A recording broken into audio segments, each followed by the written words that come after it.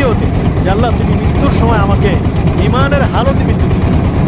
যদি এই নিয়তে কোনো ব্যক্তি 1000 বার দৈনিক এই দরুদ শরীফের আমলটা করতে পারে, আমি আশাবাদী ইনশাআল্লাহ আল্লাহ তাআলা আমাদের প্রত্যেকের নসিবে ঈমান অবস্থায় মৃত্যু দিবেন।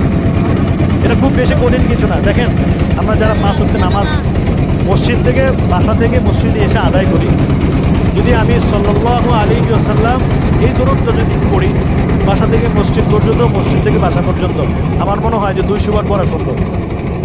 যদি 200 বার পড়া সম্ভব হয় তাহলে 5 ওয়াক্ত কয়শো বার হয়ে যায়? 1000 বার হয় কি না? শুধু এই 5 ওয়াক্ত 1000 বার হয়ে যায়। যারা আমরা অফিস আদালত করি, বাসা থেকে অন্তত অফিস পর্যন্ত যেতে কতক্ষণ সময় লাগে? আধা ঘন্টা 1 ঘন্টা তো লাগেই।